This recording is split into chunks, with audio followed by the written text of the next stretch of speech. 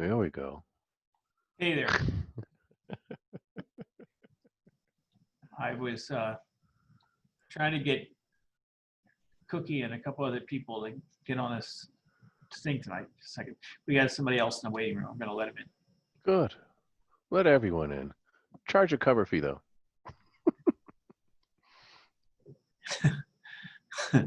Okay. I love it. I'll show you something cute. Sure. Oh, maybe not. Never mind. It's not the car. Never mind. Just teasing you. Yeah. It's a mask that makes your face look like a dog. It's cute. Oh, I particularly like. I did this when the stay-at-home order came and said you had to wear a mask.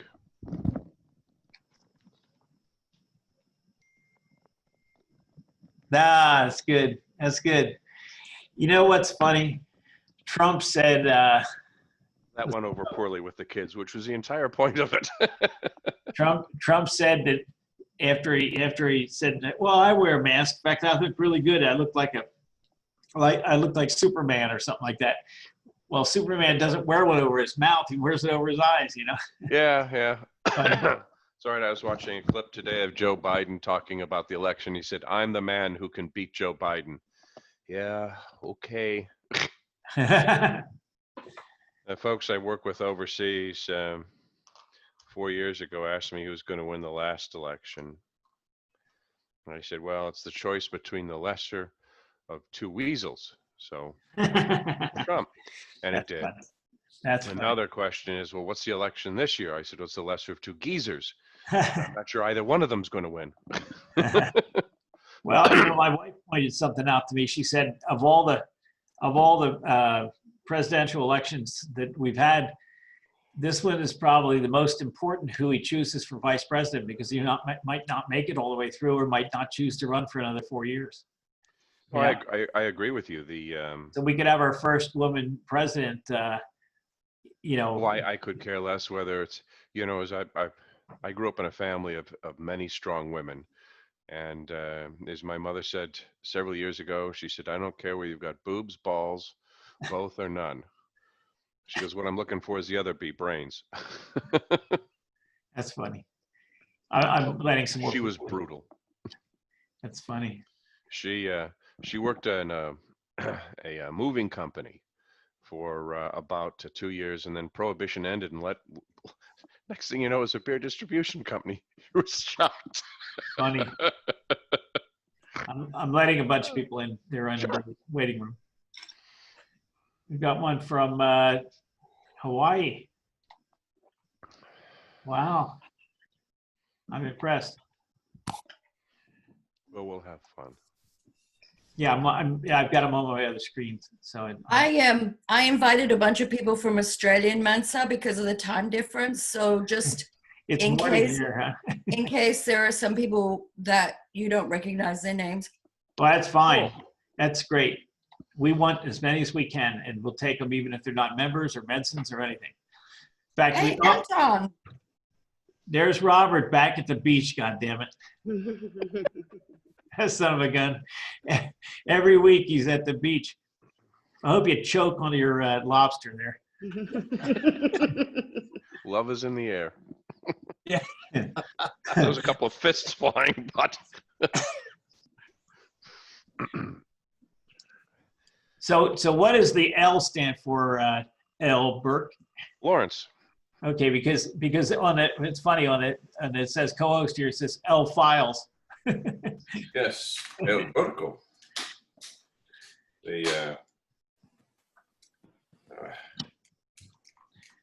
Oh, that looks good, Tareen. Yeah, it does. What is that? Oh, that's brutal. Put that down. Jeez. So we've got red. I just had a hard-boiled egg.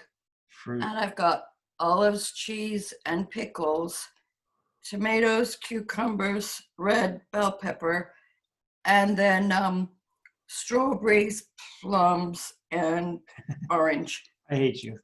Yeah, that looks great. It looks good. I came right from land sailing right to here. I didn't even take a shower, so I'm glad this is no smell-o-vision here. So, Real quick, Len, I'm going to be turning off my video because I'm Okay. going to be eating dinner while I'm watching the presentation, but I'll be listening, so if you need me, just shout. I'm just glad you're You on. got to see a picture of the dinner just to make sure it can be approved. It's not even pretty like that. So am I doing the wrong thing? Should I? No, No, yours that's is fine. Enjoy yours is great. yourself completely. So, Yeah. is that brain food you're going to eat, or let's see? Who? Okay, there's a bunch of people that don't have cameras. That's fine, and I unmute or I ask them to unmute. If you want to unmute, Bill, Elliot, Jay, Robert, if you'd like to unmute yourself, feel free. We might end up everybody muting while the presentation is on. There's our fearless leader. Just let's see. You don't want to hear my chewing noises. I will mute myself. I'm just going to grab my napkin. Well, Burke, the Cookie Bake says she's 10 minutes out from her house. She got caught in traffic, so she'll be here when she gets here. Knowing Some her, things are completely predictable. yeah. Knowing her, she probably won't be able to figure out how to get on. So, is that your napkin? That white napkin? Oh, it's in case you drool, huh? Jeez. Well, I think we should wait a few minutes. Sure.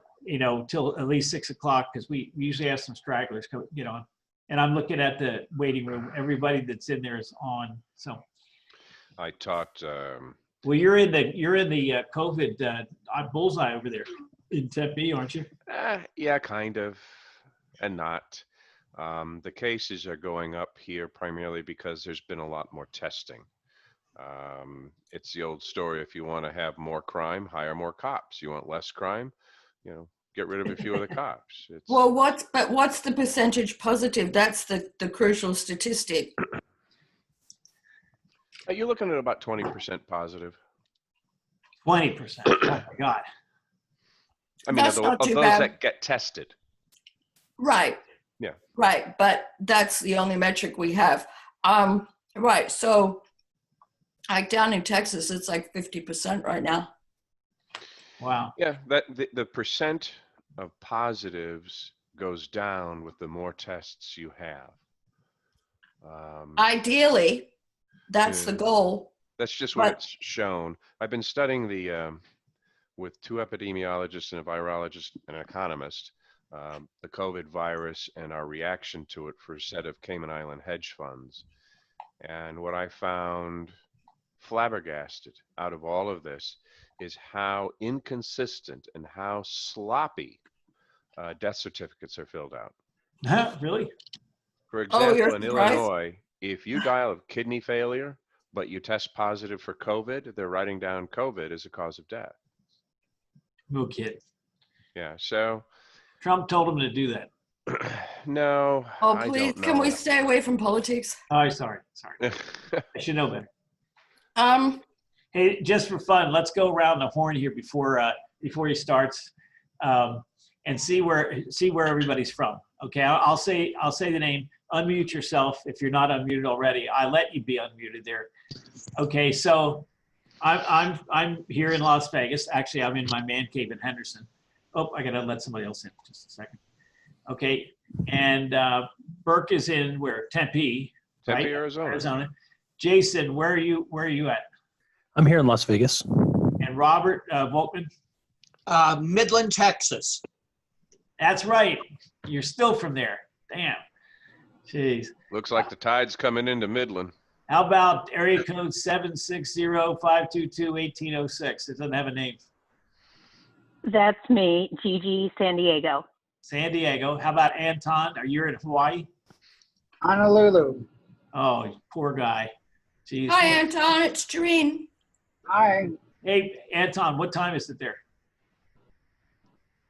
3 o'clock in the afternoon. Let's see. Sherry Lewis. Hi there, I'm in Orange County, California. Ooh, I'm making dinner, that's why I don't have my video on. that's fine. Okay. Bill Maddox. I'm in Lubbock, Texas, and with me is my wife, Becky Maddox. Oh, good. Thanks. I like your Howdy. beard. It's cool. Let's see, Jody. Seattle. Okay, Jay, Friedlander. Hawthorne, California, just south of LA by the airport. All right, Brandy. Doesn't have a last name. I'm in Las Vegas too. Okay. Yeah, you're one of our people. Let's see, Bill Maddox. Okay. Jason Sato. I'm sorry, I thought you called me earlier. I'm here in Vegas. Oh, okay. Sorry, maybe I did. It keeps mixing them up. The names here. This is crazy. Mark Giordano. Oh, maybe yes. To unmute. There you go. Jimmy Upton. Calling in from northeast Arkansas near Memphis, Tennessee. Oh my goodness. Nice country. All right. I don't know if I missed anybody because they keep. Did I get Elliot Kushner? I think I did. Okay. Anyway, it keeps mixing up the names here on the participants list. I don't know why it does that. Maybe it's alphabetizing or something. Yeah, that's what it is. Huh. Okay. All right. Well, why don't we get started? Okay. So for everybody who doesn't know who our presenter is, L.Burke Files is an international financial investigator. He's done cases in 136 countries, and he worked in 107 of them. Geez, I hope you didn't pick anything up there. You must have a hell of I did. a hell of a passport. I mean, Hey, Len, are you recording this? yeah, Don't forget to record. yeah. I think it's doing it automatically. Hold on. Yeah, it's auto. I set it up to be automatic because I screwed up last week. Anyway, he's chased recovery from frauds from a few $100,000 to $20 billion. He's also authored six books, geez, including Due Diligence for the Financial Professional. That has to be a good book, second edition. He also regularly lectures on and teaches certification courses on advanced money laundering, anti-corruption, due diligence. So this is going to be a presentation of the economics of crime, kidnapping, and advanced money laundering, and how profits of the crimes are laundered. And without further ado, oh, and this is the Southern Nevada Mensa Tuesday Zoom event. For anybody who happens to pick this up later, we'll post this on our website. Take it away. Hit share or whatever you got to do there. I'm going to hit speaker view. Sure. First of all, this is all about you. If you have any questions for any reason, you can ask them in chat. You can later follow up with me, ask it in the group. I'll take some breaks as I speak. We're going to go a little over. And I'll monitor. This is Len. I'll monitor the chat Okay. box and see Okay. what everybody says. Okay. The topics overlap. First is the economics of kidnap and ransom. Then we'll talk about advanced money laundering, the stuff that no one else has told you how to do. And God willing, the creek don't rise and I get some peace and quiet. The third edition of the Due Diligence book will be out this year, as well as a book titled How to Launder Money, the definitive guide. I've sent treatments to two publishers, one in the UK and one in the United States. And they laughed hysterically and said, we're not going to publish it, but we can't wait to read it. All right, so I'm going to share a screen here. Let's see if this works. We've only done this, I think, 200 times in the last 2 months. There you go. There we go. Is it up there nice and blue and everything? It is. Cool. You might want to maximize it. Can you increase your volume somehow, please? Absolutely. One moment. Thank you. Really? Is that better? No, that's probably you. You might have to turn it up on your end. Yep. One moment. Not your end, her end. Okay. I'll do both. Come on. There we go. Electronics, USB. We're turning up the volume. There. Okay. Almost all the way up. And that's advanced money laundering, which is the second topic.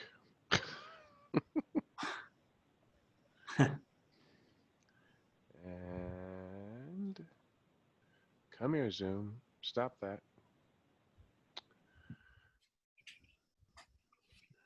All right. So we want to unshare. Our speaker might pull the mic down in front of his mouth. When I talk, you'll hear me.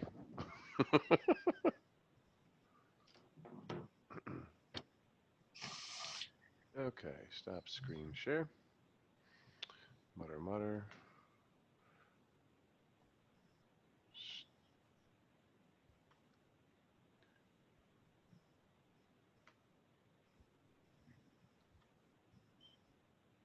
There we go. All right, the economics of kidnap and ransom. So In a you land long ago, far away, I used to. You need to hit the slide view, I think. In the presentation view rather than the edit view. Yes, you're absolutely correct. We meant since picky sons of bitches. So No, it's okay. Oh, come on.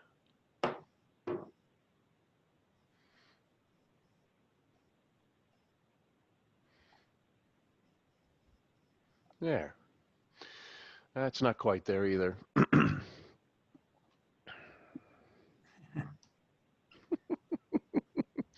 Sure, everything works fine last time I did it. Okay.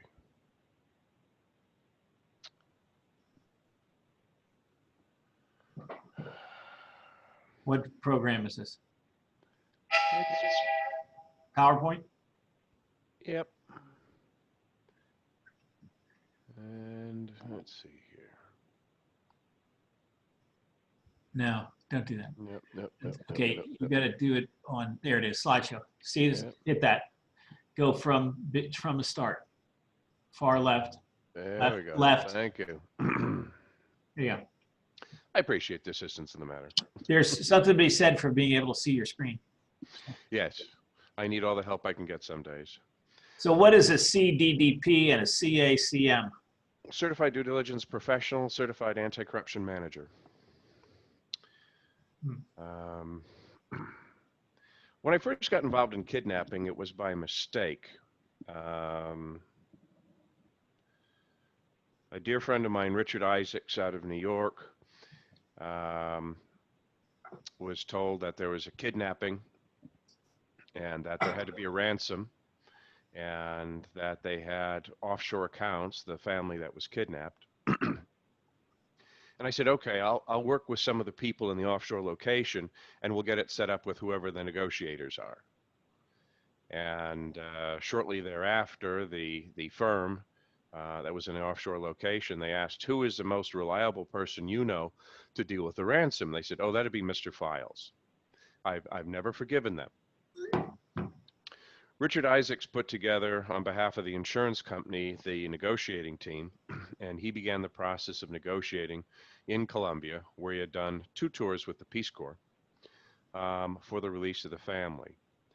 My job on the other side was twofold. One, to conduct some financial theater to, on paper, impoverish the family so it looks like the hostage takers got every single penny they could. Their business was sold off to a privately held holding company. Their home was sold off to another holding company. And when the kidnappers looked at all the financial records, how they got access to them, I don't know, but they were very smart. Don't kid yourself. They said, well, okay, instead of the 12 million, we'll do the 2 million, but it has to be in cash. So, violating probably a fistful of rules and regulations, we arranged for the delivery, 1 million in cash, for them to be released. And I sat there at the ranch in Colombia until the other million was delivered. That was not something I liked doing. Richard was involved with 2 more of these. He involved me in 1 more. I declined to participate when in the 3rd kidnapping, they actually specified me as the money man because they knew I was honest. Oops. Oops. Was this before or after you grew the beard? I had a goatee then. I actually shaved my beard because I had to do the FedEx treatment, the I'm a white guy in a sunny land treatment. And my kids came in and looked at me and they like, who are you? I'd had a beard at that time for 36 years, at least some facial hair. Wow. Here we have some Filipino workers that were taken hostage in the Niger Delta. Kidnapping is really a common tool used by militants for both political, to make a political statement, but also for fundraising. You've got to fund a revolution somehow. And the revolutions tend to be financed by a combination of kidnapping and other illegal activity, primarily that of drug running. There's also a lot of more casual kidnapping, which quite frankly has nothing to do with politics. It just has to do with making money. The politics looks like a nice veneer to it, if you will. Kidnapping, it's primarily Africa, and you're looking at northeastern Africa and then western Africa, essentially all along the Golden Ivory Coast.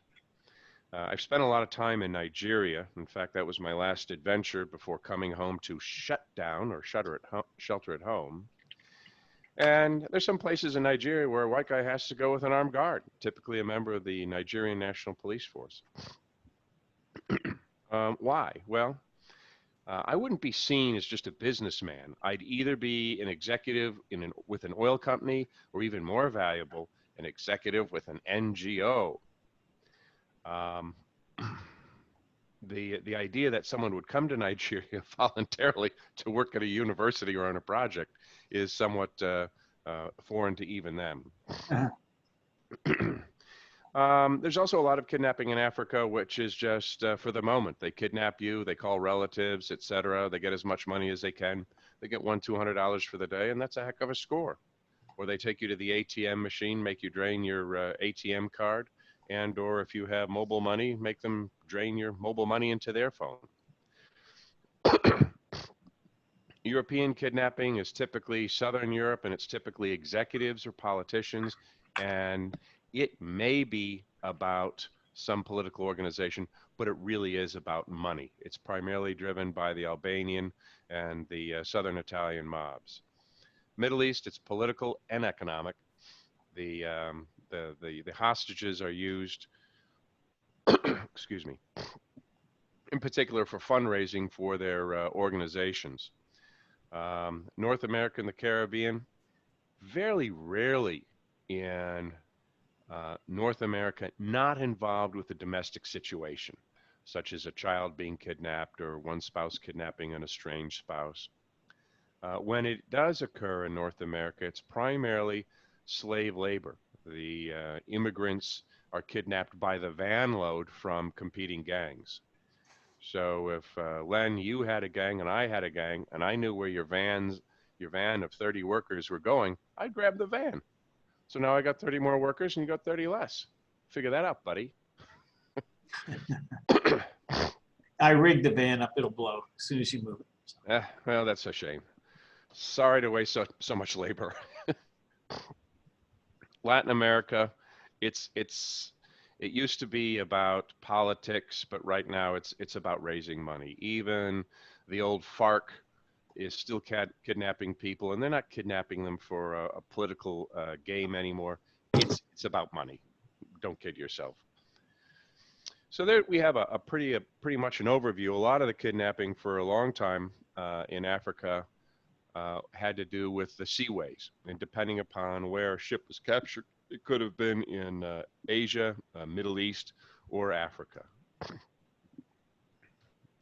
Kidnapping problems. Guess where? Mexico, Venezuela, Brazil. Mexico, it's about drug gangs and money. They'll kidnap anyone and shove them around to the ATMs until they drain out their ATMs. Venezuela, believe it or not, it's primarily the army and the police doing the kidnapping. A good friend of mine who was from Venezuela used to go back and visit his mom every year, but he had to stop going back. And I asked him, I said, Roberto, why? He says, oh, my mom can't take the strain. I said, you're a good son. No, every time they know I'm coming back, they kidnap my mom, and I got to bring $500 to the police station so they can release her. Hey, Well, these numbers here, are they annually or what is this? that's annual. Jesus. And that's of 2018. And let's see. Colombia was political and money. Philippines, that was both political and money, supporting the Islamic insurgency. Pakistan, it's because they could. Haiti, it's involved primarily in drugs and political kidnapping. I have to say that was one of the strangest times. I was working on an insurance fraud case in Haiti, and myself and my co-investigator, he calls himself executive protection. I called him a bad driver. We're held up on the road by 6 or 7, 10, and 12-year-olds. I said, yeah, man, you got to give us some good, the local currency, or my boys up there on the hill are going to throw rocks on your car. I said, really? And he's negotiating with them, and they're getting angrier. And I said, they're 10 and 12-year-olds, for God's sakes. I went in the back, and I pulled out a whole bunch of bags of fried plantains and breadfruit and some oranges. And they just threw down the rocks. Yay, here you go, here you go. I got a couple of hugs, and we left. I said, you know, not so much executive protection. It's got to get ready for the kids. Jeez. Islamic State hostages. Why is it divided like this? And the United States is huge, and we have a huge presence over there. But the French, United Kingdom, Spain, and Italy are disproportionately represented. Any idea why? Because they pay ransoms. Shock. I'm surprised that you get it's about money. Unfortunately, the U.S. hostages, when they're not paid for, were used for showing that they're serious and enforcing things, killing U.S. hostages. But most of the rest paid. Most of the rest paid. And the hostage taking and ransoming is the primary money behind ISIS when they blew up and started taking over the Middle East. Don't kid yourself. Paying money is what fueled them. No ifs, ands, or buts. Outcomes for ISIS. Well, there you go. Shows a 75% chance of the U.S. you'll be killed. Spain, you'll be fine. Spain pays. Why? Why does France and Italy, both known payers, have some negative outcomes? Well, a couple of times the commandos in France, the French Foreign Legion, tried to rescue the hostages, which ended up in actually them accidentally shooting 2 hostages. And the Italians decided to make a run for it, and they were killed. Jeez. So I thought you were going to say something that maybe the mafia got involved or something. Mafia's always been involved, but that's a different territory. And we take a look at global pirate attacks. I mean, even in 2018, there's 201 pirate attacks. Again, why does it work? Because they get paid.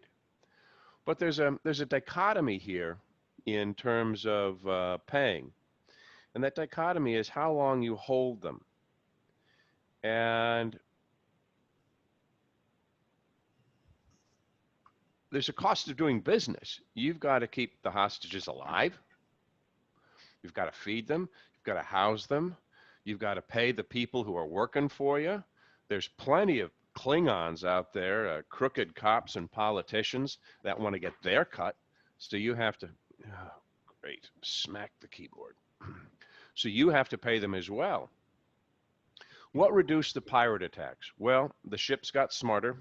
There was more protection offered. And there's some suspicion that in the end, some of the ships were sent in there to be kidnapped. Why? It was the end of the life of the vessel. I mean, it's easier to sell it to the insurance company than it is elsewhere. Now, this pirate money did have an impact. The impact was primarily in Kenya and Uganda, where the Somalis came in and started buying stuff up.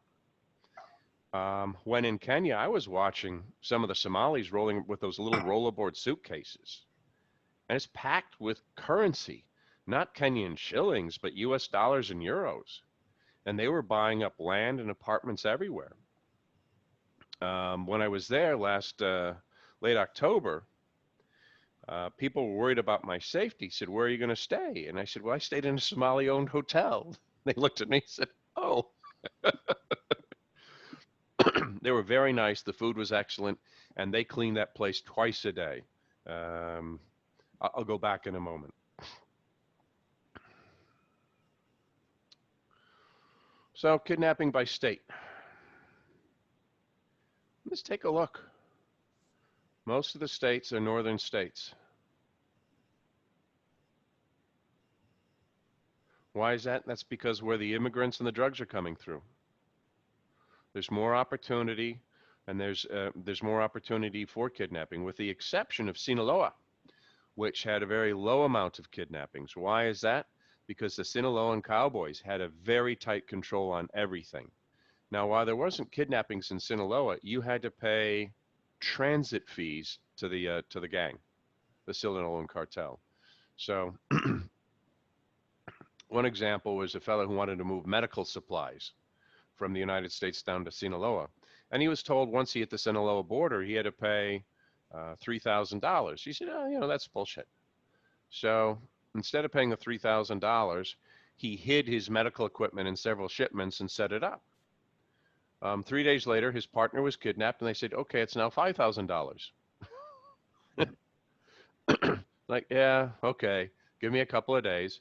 He raised the money. As he said, he came to an office in one of the smaller cities. He was expected. They gave him a cold drink. They counted his money, and they released the hostage. It was very businesslike, because they know, you know, the people know that if they fight back against the cartel, they will be made an example of. No ifs, ands, or buts about it. So you don't have a lot of choice in what you're going to do. You have to do what they tell you, like it or not. So what do we see here with the kidnappings in Venezuela? Anyone guess what year Hugo Chavez was elected? Me either. I'm going to have to look that up.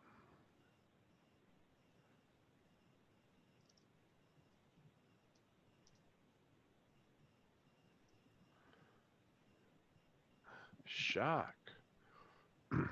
What's the year the kidnappings start to go up? Year 2000. 2000. Yep. You can see how well socialism works. So why was there kidnapping? There's political kidnapping, some, but a lot of kidnapping was just for profit. Now that the system had been compromised by someone who would not enforce law, but there was still some structure of law, it gave those people the ability, the extra legal ability to continue kidnapping, but at the same time buy off the enforcement.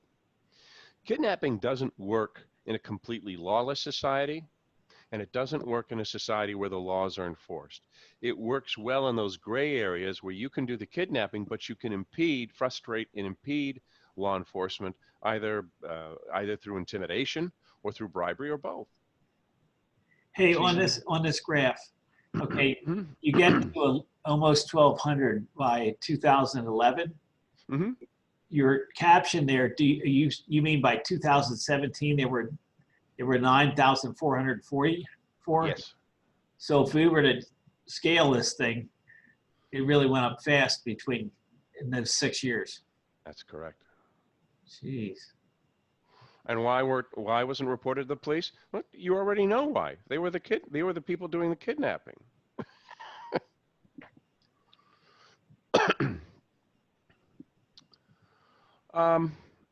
Further, you've got to realize too that there must be an ability to handle all aspects of the kidnapping. The criminal gang must be proficient in the selection of targets, the care and feeding of the victims, possess a competent negotiator, and have a means of receiving the payment and distributing the payment to all of the members and the hangers-on.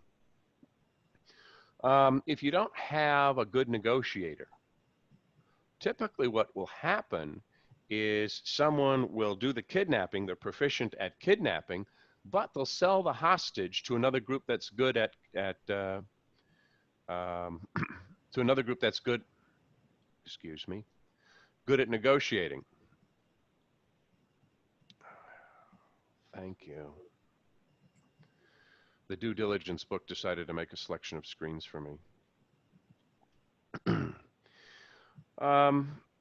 You know, and this is what happened a lot of times is in the Syrian conflict that a lot of the local freebooters, if you will, were good at kidnapping people and selecting their targets, but weren't good at negotiating. So they'd sell them to ISIL or Daesh, whatever you want to call them.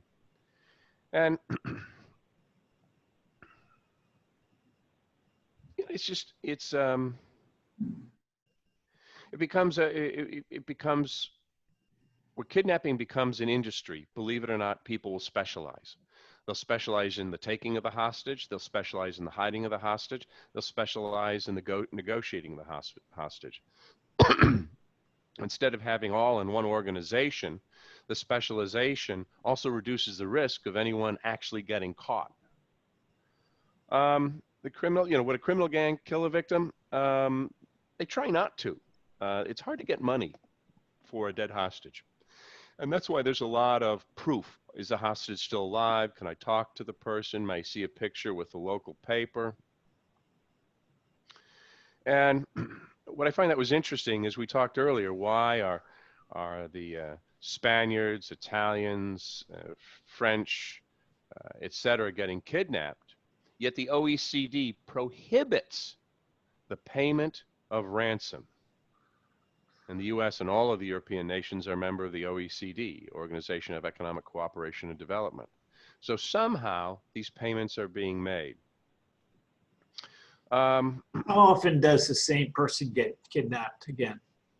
There is a code, if you will, amongst the kidnappers not to take the same person more than once. Really? Yeah. Even the CEO of a major corporation or something? Correct. He's been taken, he's paid his price, he essentially is granted immunity from future kidnappings, at least in that circle of kidnappers. So somebody like Jeff Bezos, okay, who has basically got unlimited funds and is high visibility and so forth, would that person have so many bodyguards around him that, I mean, if he travels that, in other words, why wouldn't that be a desirable target, somebody that has that kind of money and visibility? You're absolutely correct. He is a desirable target. But I'll tell you, even someone I met many years ago, Richard DeVos of Amway, he always has 2 guards with him, even when he's in the United States. Always has 2 bodyguards. One was his wife, Betsy, and the other. Yeah. But I've never met Betsy. I've met Richard a couple of times and really enjoyed the conversation. The first time I met him, he was a keynote speaker at an event I was at. And I didn't know what he looked like. I had just got tired of the convention and went outside to have a drink. And he tried to recruit me for Amway. And I kept telling him, it's a great business. It's a great company. It's just not for me. And the 2 guys were laughing like heck. And he said, that's the politest I've ever been turned down. And he hands me his business card. And then I had a great laugh. Well, isn't Amway a form of money laundering? I don't know. So Amway's multi-level marketing, which leaves me cold. I know. Yeah, it's like cleaning dog poop. I think I'd rather clean dog poop than do multi-level marketing. That's true. But how did this really get started with the ships, which is fascinating. And we have an interesting question. Sure. Back there, and this is from Sherry Lewis. How did they extrapolate to guess that there were 10,000 in 2017 in Venezuela if only 16 were reported? Because there are private channels for negotiating hostages that report the number of hostages, as well as NGO workers, foreign aid workers, oil workers, and locals. There's many different reporting mechanisms. And the primary collector of these reporting mechanisms is Lloyd's of London, the primary insurer for kidnap and ransom. And we'll get back to them in a moment. But they're the real heart behind the KNR, the money side. So really, this really got started with the taking ships. Pirates. Yeah. Correct. Pirates taking ships off of Somalia when the Somalis were pissed off, rightfully so, that European and some Asian nations were using their coastal waterways as a dumping ground for waste. Second, that the Chinese fishing fleets came into Somalia and were doing all of the fishing, driving fishing further and further offshore, making it more risky and less profitable. And out of utter disgust, a couple of Somalis captured a rusty Spanish fishing boat, and by the end of it, Spain paid $1.2 million to retrieve 21 sailors on a rusty boat. And Somalis all looked at one another and go, should have done this before. But this ransom inflation didn't just hit Somalia, it hit other places. It hit the Middle East, especially with the Europeans paying such high prices for the recovery of their citizens and the NGOs paying such high prices.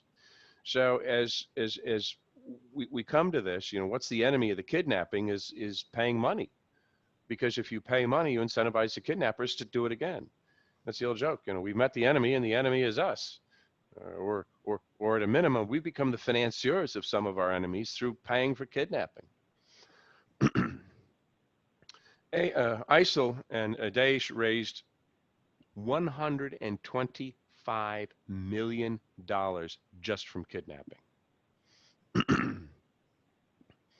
Kidnapping does not exist without the expectation of a ransom. Most large companies and NGOs operating in known territories of peril purchase kidnap and ransom insurance. And it doesn't matter who you purchase it from. It all goes back to Lloyd's of London and 20 guys sitting in a bullpen pen in London. These are the people who understand KNR. They're the ones who take in the premiums. They're the one who negotiate or hires and sends negotiators to negotiate a settlement. You are not allowed to tell your employees they have kidnap and ransom. But almost every single NGO and every single listed company has KNR insurance if they're sending people down there. Remember, these are kidnappers. They're not morons. They're kidnappers. And there's also a lot of professional pressure on the hostage negotiators and the paymasters. If you botch a hostage negotiation or the pay goes wrong, you're done. It's not a question of you can go work for someone else. There is no one else. Everyone communicates with everyone, and it all resolves about the same 20 guys in London. The professionals have real skin in the game to make this happen. And the problem with government negotiators as opposed to commercial negotiators is they have completely different objectives. Their objectives are a political outcome. Their measuring tool is the newspaper. They're not confined by any type of fiscal responsibility, and most of the time, these people lack the necessary skills to negotiate. One of the keys in negotiating for KNR is time. You just sit and wait. You let the burden of keeping a kidnapped victim with your inability to raise the sufficient amount of funds make the demand and expense curve start to converge. How much do you demand? How much is your expenses? Who waits? Both. The kidnapper or the negotiator? The kidnapper waits, trying to get the most amount of money possible, thinking that eventually the other side will become so desperate they'll pay for the loved one. And the negotiator waits and stalls and shuffles and shucks and jive because eventually the kidnappers want to get on with their lives as well. While you have someone held hostage, you don't have anything else to do. You have to keep that person locked up, fed, in good health. You have to manage all of your retainers as well as all the employees that are helping you in the process. The last thing you want is for one of your employees to go rogue, go to another organization and tell them, hey, there's a valuable prisoner here, or go to the other side and tell the other side where they're being held for a small fee. There's there's some amazing risks. So what's the old way of doing it? Well, the old way is just dropping money out of a helicopter to a boat. But that doesn't always work so well. There also can be the classic, which is protection in advance. Can be a choice. It's paying the thugs before they take someone. This outsourcing of protection is an attempt to lessen the overall costs of security. Outsourcing protection requires guards, weapons, and physical security measures. Outsourcing already has some benefits and some known perils, such as the undersupply of protection or the supplier keeps renegotiating the price. Here are a few choices for protection in advance. You know, the old-fashioned just paying protection money. The protector extorts a fee from everyone using or crossing their territory. It can be paid in cash, by check, wire. For company in developed nations, it can appear as a nominal fee for services backed up with invoices. The old Coast Williamson approach is to hire the local peasantry. If you hire the local protector's peasants, the protector will make sure that the peasants do their work. It does not mean that they are involved in security. In fact, that is a bad idea. It does mean that the local protector gains a certain amount of prestige from bringing jobs to the community. The protector will not bother someone who's taking care of his subjects. Have you meant to advance the slides? We're still in Venezuela. We didn't know. Okay, you did. Okay. We were just wondering. Also, Okay. there was a good question here. What percentage of the kidnappings are successful after someone is taken? By successful, that is, no one is killed. That just depends upon where you are. There we go. This is for ISIS kidnapping. So if you're in U.S., it's 75% are failure. If you are a U.S. citizen, right, a 75% chance you're going to die. Don't get kidnapped in the Middle East. UK, not much better. France, about 20% chance you'll die. Same with Italy, Germany, a little less. Austria, maybe 10, and Switzerland and Spain, more or less, you're more or less guaranteed that you'll be fine. What pays better, a military kidnapping, a CIA kidnapping, a business kidnapping, a reporter kidnapping? You know, I mean, you know. Someone high up in an NGO probably pays the best. Kidnapping diplomats has found to have been problematic. Countries are more interested in repatriating their NGO officers and their corporate officers, and if a politician is kidnapped, well, it's a longer, more strung out negotiation. I get it. The ones that get the least are your oil field hands. They mistakenly take a van of a whole bunch of people that work in the oil field. That happened down in the Rivers State in Nigeria this last summer while I was there, and it was a bunch of Filipinos. So they managed to take a van of people who didn't have much money from a country that wouldn't pay. The oil company arranged for their release upon paying of $25,000. So,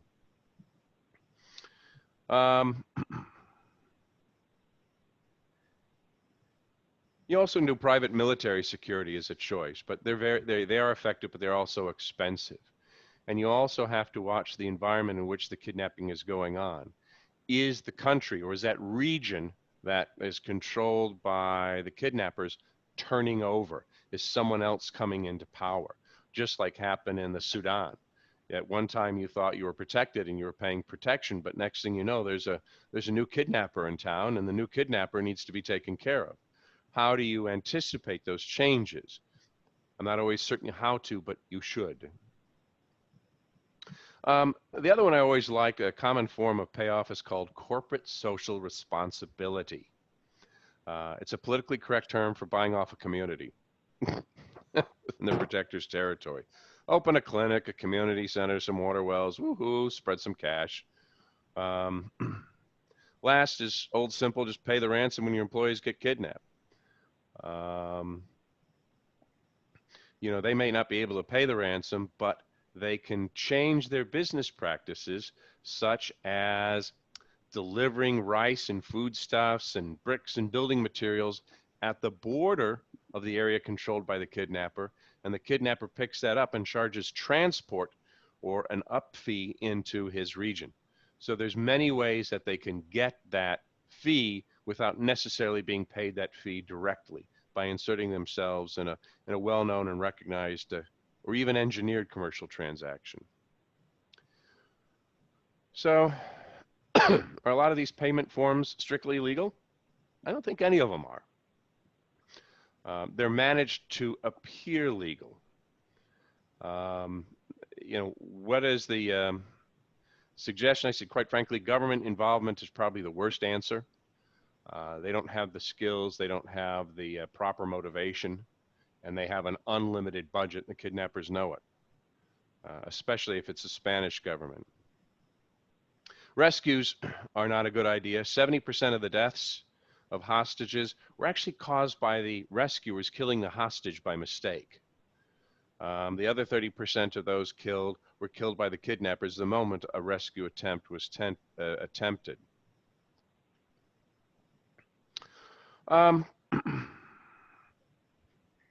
Do they always pay, do they always give up the hostage once the money is paid or compensation is paid?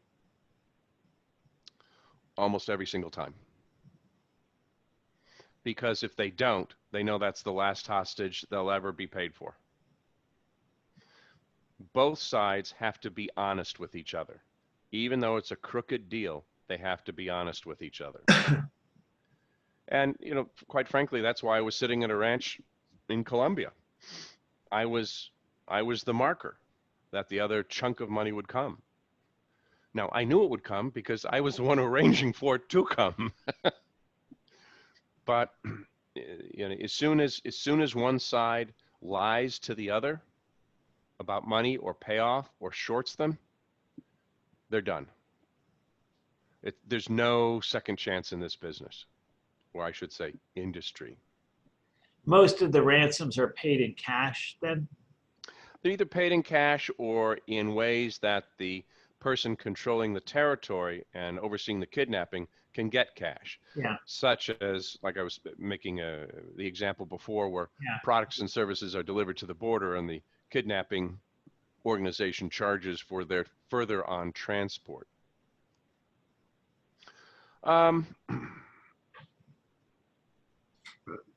We really, the theorem by Ronald Coase puts forth that if there are clearly enforceable property rights, the market will resolve any externality problems.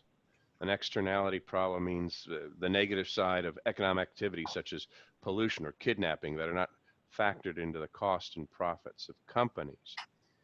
While we cannot conduct a survey of kidnappers to discuss their economic externality problems, nor can we sue Lloyd's and claim they have paid too much for a victim, as all pricing is opaque, we can monitor the market price for hostages. What we see are private solutions across all categories reduce ransom expectation inflation. We also see that when a government becomes involved, ransom expectation inflation soars to stratospheric heights. What makes this all more frustrating is the governments are ignoring and are working around the OECD and the UN prohibition on the payment of ransom. These governments lecturing the world on money laundering are making it clearly illegal payments to the kidnappers. Government intervention in making kidnapping more profitable and thus more common. I mean, they're idiots. While such payments are cash drops or other payments to kidnappers take the form of whitewashed humanitarian aid and development assistance gains in the months following the successful release of the victim, it's the same thing. All students of economics, at least as I remember, are taught that markets work well if there's a perfect competition, perfect information, and there are no externalities or public good problems. We're taught if that these conditions are not met, government should intervene to correct the market failure or directly supply goods that the market fails to deliver. The market for victims of kidnap and ransom turn this textbook logic into academic garbage. This may prove to be the most interesting academic exercise for all, is trying to study how governments make kidnapping more likely. So questions on kidnapping? Well, this is Len. So, Hey, Len, how you doing? good. So I had taken 2 companies public in my life, and one of them was a cruise line. And we sailed into Mexican waters on a regular basis from Matamoros, which is Brownsville, Texas. And we had to touch a foreign port each time. And the Mexicans found this out. And of course, to make a long story short, they wanted a bribe to just come out in a boat and in the high seas and just give us our papers as if we had gone in. And we said, well, we just as soon come in. And they go, no, we want money. So we're a public company and on NASDAQ, and we had to have annual audits. And so we had a hell of a time. I know a lot about accounting, and we had a hell of a time trying to figure out, we had to pay cash. And you have to account for that, in your audit and everything. And so it's illegal to pay for U.S. companies to pay a bribe. And that's basically what it was. So I told, I was the president, CEO. I told our CEO or our COO, or CFO, to characterize it as a fee. We just had it on the books as a fee, that we had to pay to Mexican officials. The problem is that we didn't have any receipts. So, it really poses a problem. I know this is kind of an esoteric thing, but when a company pays a ransom, that's kind of a bribe, isn't it? I mean, how do they put that on the books? It's not a bribe, but it is an illegal transaction. Paying a bribe is an illegal transaction. That's the gray area when you're talking about insurance. You pay an insurance premium and the insurance company handles it. And they pay it. Yeah, I get it. That's indirect. Right. But, you turn around and you see where companies are paying bribes, and what they do is they pay their money to an import-export facilitator, one of the people that do the customs and duty, et cetera, and they pay it. Or they hire a law firm. And the U.S. Department of Justice keeps coming after those saying, oh, no, you're just using a filter to pay it. What's the difference with that in insurance? Right. So it's a tough area. I think that when you take a look at the U.S. Foreign Corrupt Practices Act. Yeah, that's the one. Oh, yeah. That's if it's a custom to get a contract in a certain country, you basically have to buy your way in or pay off officials. If it's a corrupt country, okay, that's meeting fees. Yeah, I mean, they characterize it all over the place, but there's just some countries that if you want to do business, you have to do it the way they do it,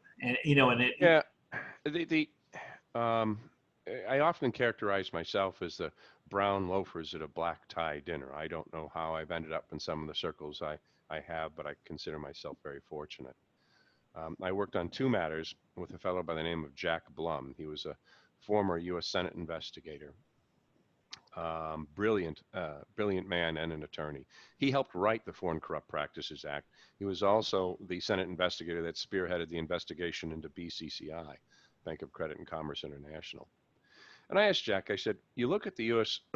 Foreign Corrupt Practices Act, and in many ways it hobbles U.S. business. because A, it's on the books, and B, Department of Justice enforces it. And he goes, yeah. He said, it's kind of hard to deal in business anymore with two awakening giants, Russia and China, that don't really give a crap. They just buy their way in. Yeah. And so what's the best way to avoid either getting kidnapped or having somebody in your company being kidnapped?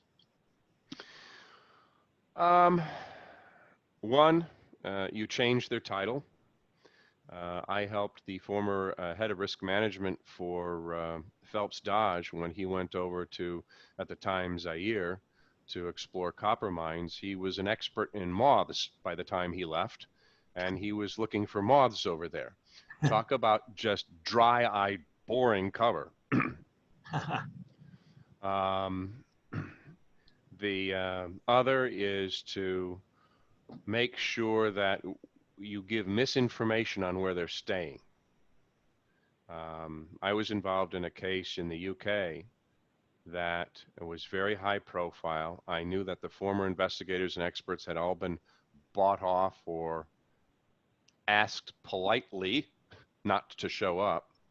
And so I arrived in London, not from the United States, but from Qatar, on a Qatari flight. I immediately bought my train tickets, etc., with cash. So no one, there's no credit card trail, no nothing. And a friend hid me in a dormitory for police called the Bernard Morgan House. My suggestion is you never go there. You sit on the bed and the four corners come up towards you. The shower's down the hallway. But that was one way to make sure that I didn't show up. A third party bought me a phone. So they had no idea. I kept my normal phone off, this one here off, and the battery, and this in a Faraday cage. But I used this phone while I was there, still my UK burner phone. Hello. So you try to be sensible, and you use browsers and extensions such as Tor to do your browsing and DuckDuckGo to do your searching. So you anonymize things as much as possible. Last but not least, there's a wonderful program for misinformation called Hide My Ass. It will change your IP address. So you can log into your mail normally from Slovenia and you're sitting in a cafe in Arkansas. Well, what I did, I had the second company that I took public was a big casino company and the largest non-Nevada based casino company at the time. And we were looking for opportunities all over the world. Like I did one in Greece, I did a big one in Greece, I did in Argentina and so forth. And other than being the CEO, I was also kind of in charge of development. So I traveled all over the world looking for opportunities. What I did was I was afraid I was going to get kidnapped. And here we are, a US NASDAQ-based company. So I wore my ain't got shit clothes all the time. And I had a different business card. I couldn't fake my passport. But I mean, I tried not to be myself. When I gave out business cards, it was completely different than it didn't say who I really was. Exactly. You were looking for moths. Yeah. And it sounds stupid, but I mean, no, it's not stupid. They're gonna. It's like I had this. I had this Halliburton briefcase. One of those metal briefcases. Still have it. It's the briefcase that'll never die. I hope you like it because it's for life. And it's the one. Yeah, there you go. You give me the drugs, I'll give you the money. Anyway, so I had this Halliburton briefcase, and my security guy, who was the head of the drug interdiction program for the U.S. government for a while, so he knew what he was doing. And he says, "Lose that goddamn briefcase." He says, "Don't ever carry that." He says, "Why don't you carry a brown paper bag? Put your stuff in there." Yeah, no, he's right, because those things, when I used to travel with them when I was just doing research or presentation, and every time I traveled with one for almost 2 years, it was rifled. They figure only rich people have it. And what was starting to annoy the shit out of me is I ended up in Belgium with no belt and one black shoe, and I was going on TV. It's like, come on, guys. If you're going to take both shoes at least. But that at least lets me know that I wasn't losing my mind. I did pack them. That's fine. And this is also something that helps, while I not show all of it, having multiple passports does help as well. By the way, here's my briefcase. Same one. Yep. Yep.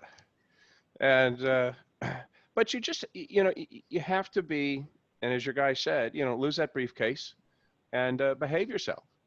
I never stayed in, Don't stick out. Yeah. yeah, I never stayed in flashy places. We went in to help the government of Kosovo when it was in formation. And it was pretty rough. And they said, "Oh, Mr. Files, we'll put you at the Intercontinental." And I looked over at it, and it was a war zone going down the street to the hotel. And I said, "No, do you have a cousin or a friend that has a new hotel?" And they look at one another, and they chatted in Albanian. And they go, "Yes. Would you like to go there?" "Yes." Well, I'll tell you, that was probably the worst room I've ever been in.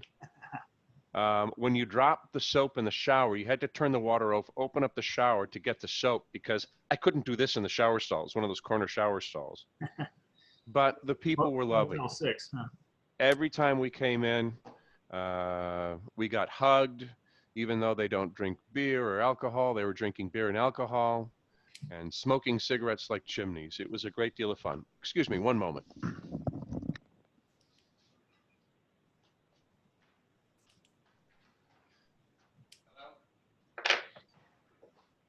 When he comes back, if anybody has any questions, just I've locked unmute. my wife out.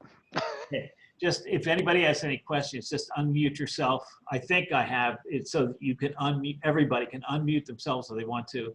And if you want to ask a question, go for it. I'd like to ask a question. History. My area of expertise includes aviation security. And I used to do workshops for executives that were at risk for the sorts of things that you're talking about, and specifically on basically how to get out of a country if there's a coup or some kind of civil unrest or something like that, because usually that's the biggest mistake that people make is, they're sitting in their hotel room at the Hilton, and then suddenly shit goes down and they don't know how to get out of the country, basically. So that's sort of from a long time ago. What's the current thinking now on if you're in that kind of situation where there's something major that happens and you're overseas? What's the strategy? The more money you have, the more options you have. This happened recently to someone. I participated only in the remotest fringes of it, but he was going into Chad, and he had his own private aircraft. And what was suggested is that a second private aircraft, such as an ambulance aircraft, also arrive, and that when things went bad, he left in the ambulance aircraft. Right. And the other aircraft that was leased, or he had leased from someone, he didn't own the aircraft.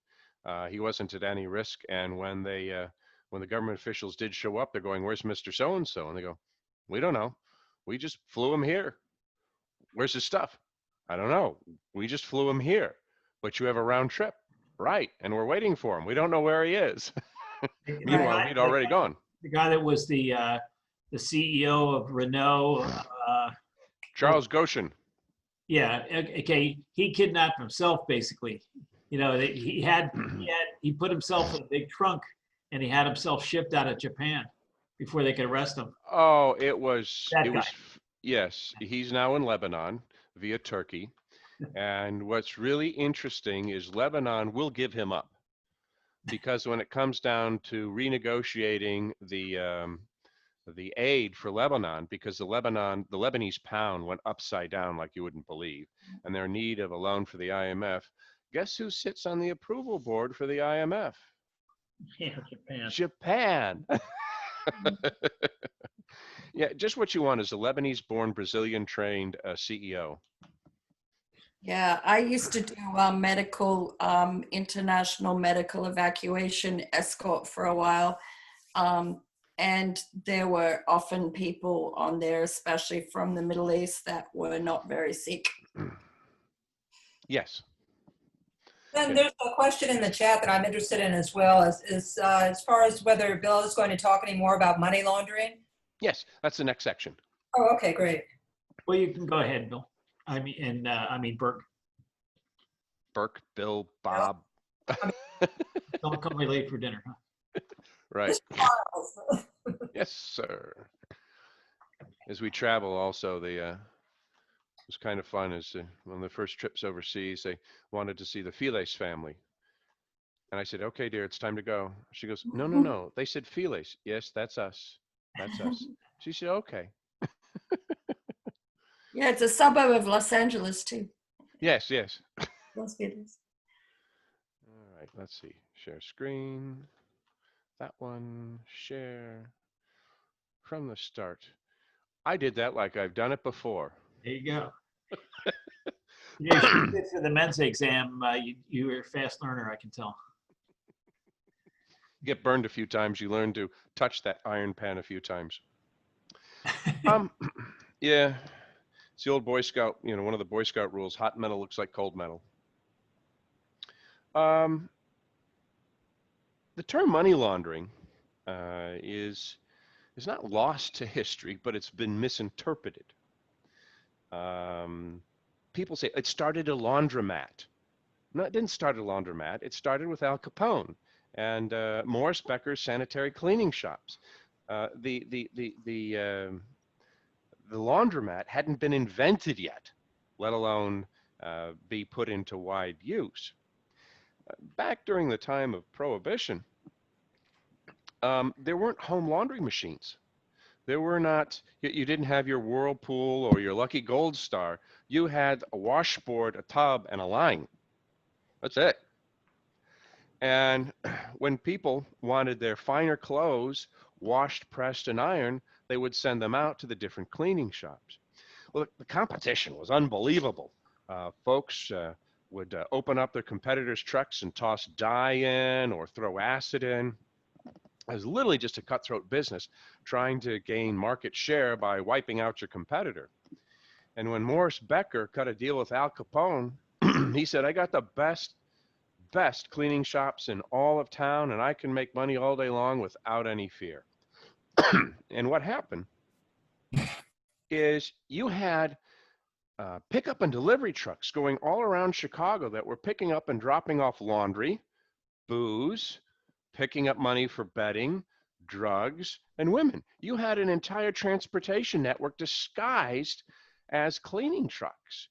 And what's even better is Capone ran a set of accounts for the sanitary cleaning shops, separate from Morris Becker's collecting on the laundry, so it looked like he was running sanitary cleaning shops.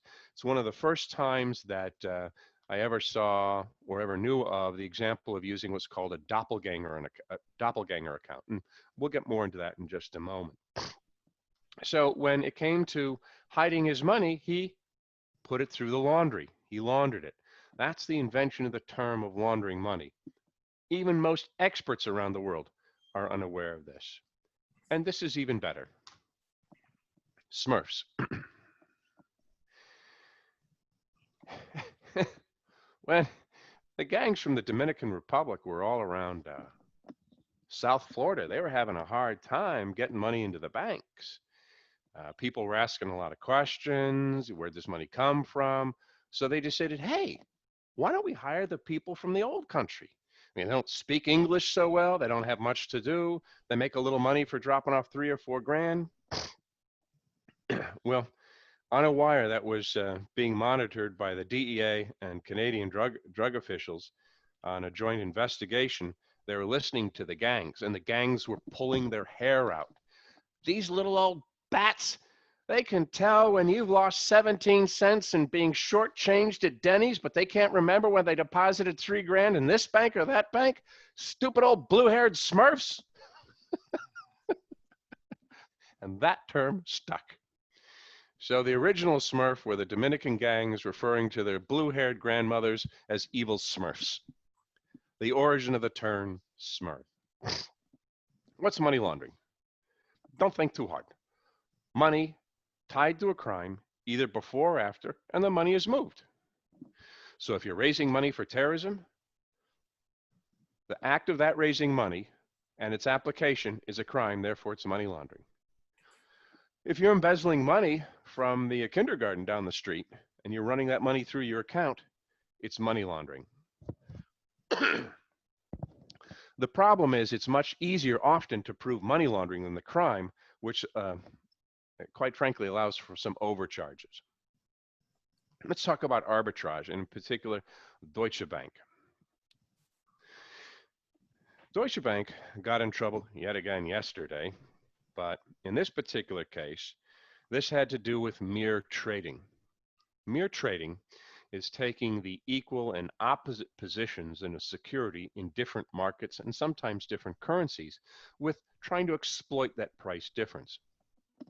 Len knows that if he's got a company in London that's trading at $100 a share, the equivalent of $100 a share, and it's trading at the equivalent of 105 in Japan, what he's going to do is he's going to buy a boatload in England and sell a boatload in Japan and hope that A, the fills don't degrade. That means the price in London doesn't go up and the price in Japan doesn't go down. That the execution is swift and that there is little or no change in the valuation of the currencies during that time. So you have the risks of the fills on the purchase and the sale, you have the risks of currency change, and you have the risk of speed. Because to make money, if you're only making a quarter or a tenth or a fraction of 100th of a percent every one of these trades, you want to do as many trades as possible. This is just like gambling land. You want to turn those card hands over as quick as possible. So next thing he notices, Len goes, my God, there's a heck of an opportunity in Brazil. I've got GE down there at 97, and I've got it selling in Frankfurt for 108.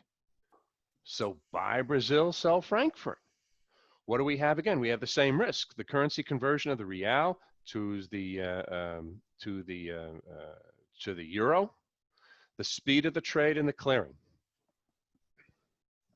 What was happening, and I've looked at the records quite clearly, what was happening each and every day is $2 to $3 million worth of Russian government bonds were purchased for rubles in Moscow and sold in Germany or other markets for dollars each and every day. The exact same trade. Rubles, buy Russian bonds, sell them for dollars. And what Deutsche Bank was looking at is 80% of the trades were losing money. Like, hey guys, even a blind squirrel has got better ads than that. That almost ensures a loss. Normally, if you do it at random, it should be maybe like 60% lose, 40% make because of the cost of the transaction. But it's the same blasted trade every time. It's not Russian bonds for across Moscow to Europe, or Japanese bonds to Bombay, or Brazilian bonds to, oh, you can't sell those, never mind. There's no change. It's the same trade every time. That should have blown a whistle. And that whistle was so clear at the time that the Russian ruble was a blocked currency. It didn't trade freely. In fact, that the Russian government artificially supported the ruble. What they were doing is they were using a risk in the trade as the feature. The risk is that the currencies, one of the risks is the currencies. And they're saying, well, gee, what we're going to do is, since we're trading, which was one of those exempt transactions, not subject to currency controls, that will use this trade to move our rubles out of Russia to the rest of the world or to another currency. Each and every day, millions were traded through about 25, well, 38, but 25 very active LLCs, Scottish LLCs. So was it the same people that had the money? No. I mean, Sherry, you've got a couple of million rubles. Do you want to hang on to them? And your answer is Hell no. Len, you've got account set up. Can you run these rubles through your account and just charge me a small fee so you can move my rubles over to Europe? And Len goes, but of course. So the mechanism Len set up to clear his own money, he can now use with others to help them clear theirs. It stuck out like a sore thumb. All of it ended in pretty much end of 2014, 2013, when the Russians quit supporting the ruble, and it went into a free fall and lost 30% of its value in 9 months. The people were right to get their money out of the rubles and into another currency. And in fact, that's exactly also what occurred at Danske Bank. We'll get to that. Hold on for a second. Hey, Sherry, why don't, if you can unmute yourself, ask him the question that you put on the chat.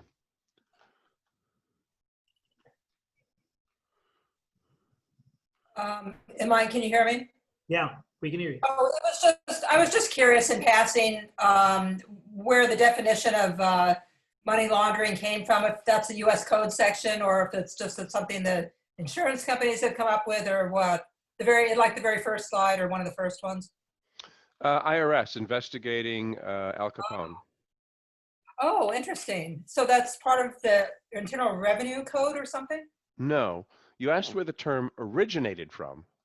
No, I didn't. Okay. Maybe that's, but I was just curious if it, because I'm curious to look it up, if that's actually a section of the U.S. code or if it's a more loose, generally accepted definition or something. Now it's a well-accepted definition, and the first time I believe it was used was the Bank Secrecy Act of 1971 that criminalized money laundering, but did not put in place what those penalties would be.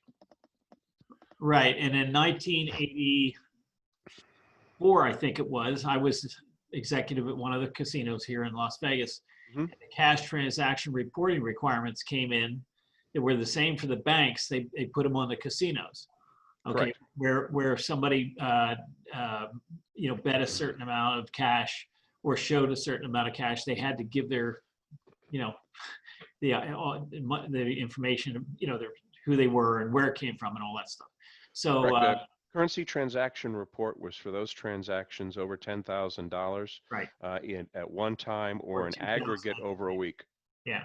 So what happened? Just to give everybody an interesting sidelight, because I was involved in this whole thing, and there was a bunch of money laundering going on in the hotel. I'm not going to tell you which one it was. It no longer exists. They blew it up. They did a Las Vegas renovation on it. Anyway, we were hurting for bankroll. I wasn't the president of this. I was executive vice president. By the way, this is why I quit that company. And this, by the way, was on the American Stock Exchange. Okay.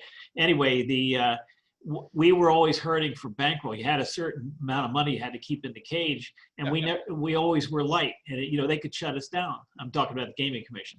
So the guy who was the president of the company had some ties to some bad guys in Mexico. And what they would do is they would give us weekend loans, quote unquote. Of course, there was a lot of big involved. In other words, a big interest involved. And we would put the markers to them, the IOUs, in our boxes that were in the, like, safe deposit boxes that were in the cage, and we would put their cash and count it as our bankroll. Okay, so that was a form of money laundering. But anyway,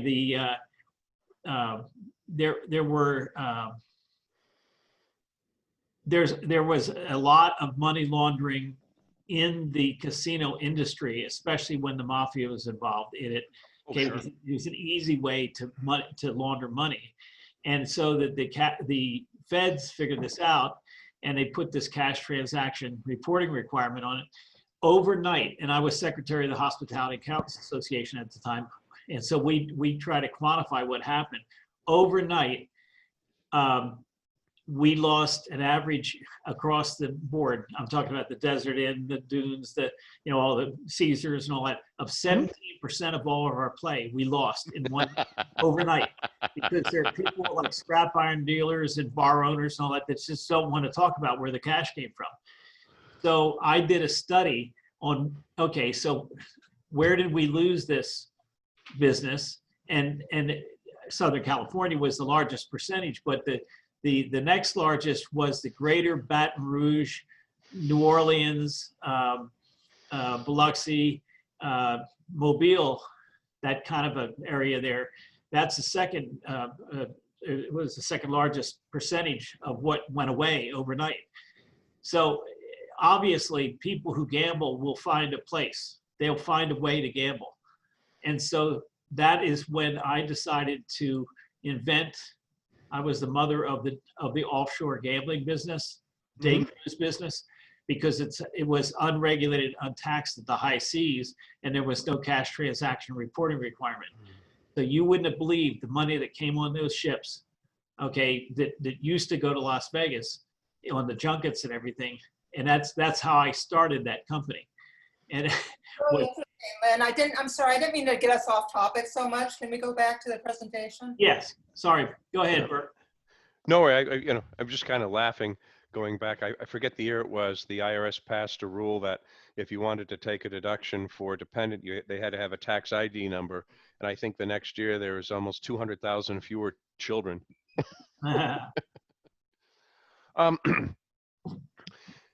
Yeah, I started working in Cayman in '86, so yeah. Another way to do it to avoid exchange controls, violate the law and avoid exchange controls, is something the Chinese are very good at. A European apartment,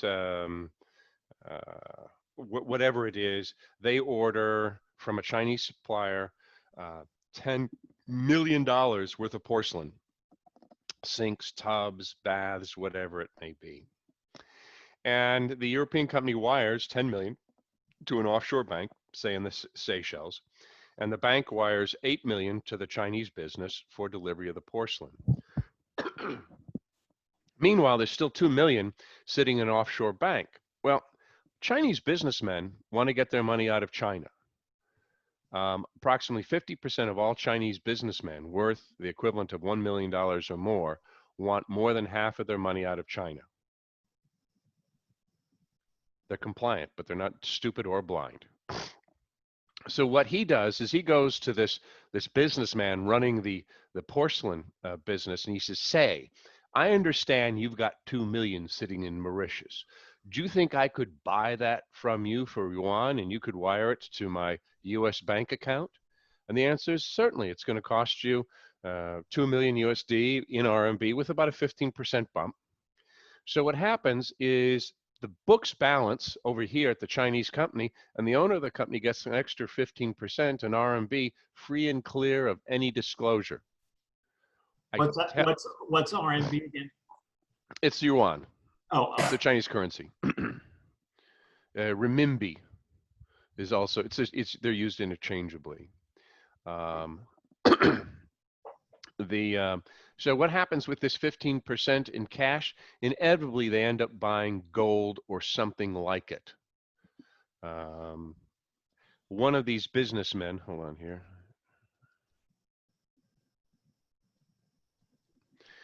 Was picked up, and late last year, I think, God, it was 13 tons of gold. 13 tons of gold in a former businessman and corrupt Chinese official's apartment. He had been amassing this hoard for years and years. Yeah, 13.5 tons, about 30 billion. Jeez. Talk about a hobby that's gone wild. You could buy a lot of rhino horns for that. Poor East Africa. Objects depart. Was trying to make a little fun about objects to art, but it's never worked. This is another way of getting money out of China.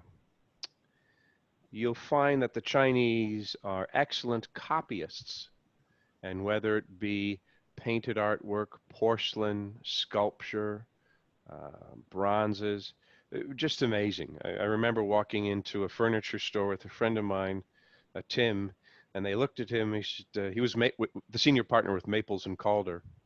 They said, Mr. Tim, what are you looking for? He goes, French. They go, provincial? He goes, yes. They said, how old do you want it to look? The Chinese are forging a lot of beautiful vases. I particularly love the one on the left there, that vase. That's why I put the picture in there. It's also from Christie's. And they're doing porcelain instead of paintings because porcelain may have not been cataloged. Most famous paintings have. Second, if you're going to forge an old painting, you got to be really good. You have to make the tints the way the old masters made the tints. You have to have age-appropriate canvas and wood. It becomes very difficult. On the other hand, with porcelain, when it's fired, it can be fired in such a way that the iron aligns to the magnetic field as thought it should be at that time, which is something they test.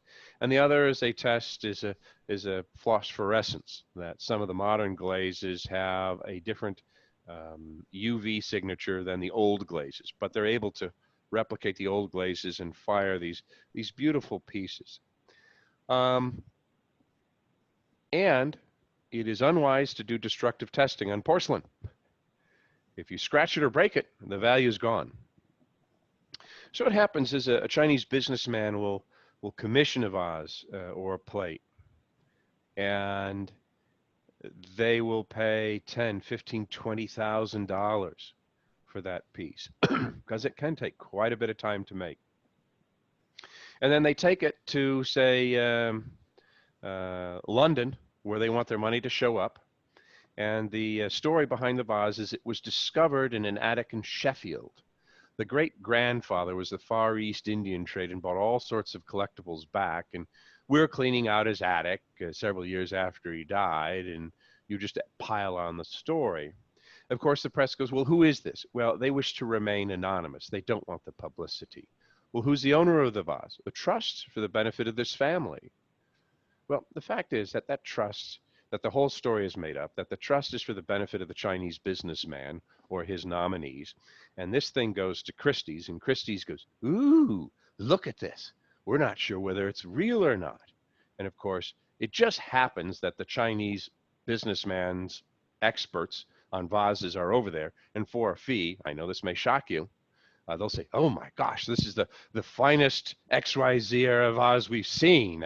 There's nothing like this in the National Gallery. Though there are stories that these existed, got to work on the rarity.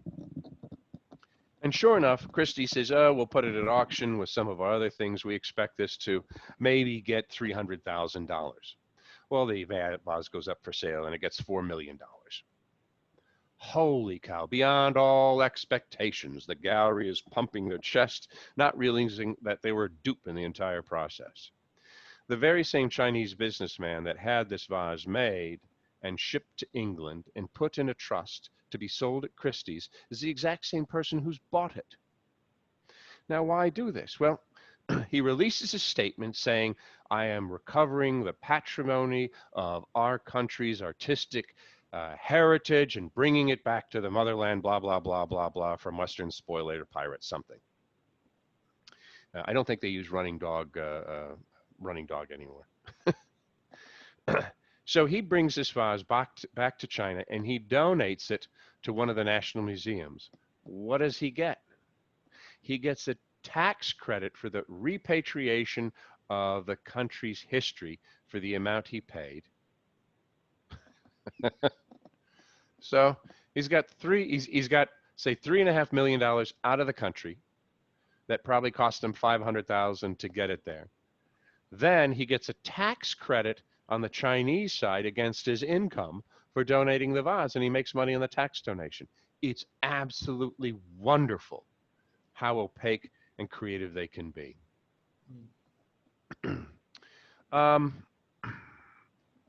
We'll come to the British car park. I just happened to be in the UK when this hit, and one of the fellows teaching with me got to look at this for the SFO. For 30 years, a man had been running a car park at a Western, just outside of Brighton, a municipal car park. He came in He worked 6 days a week. Parking was free on Sunday. And he deposited into the local municipality car parking account, whatever the name of the city was. We'll call it Westbury. The Westbury car park account. And that money every 2 weeks would be upstreamed to another account. But he had done this for years and years.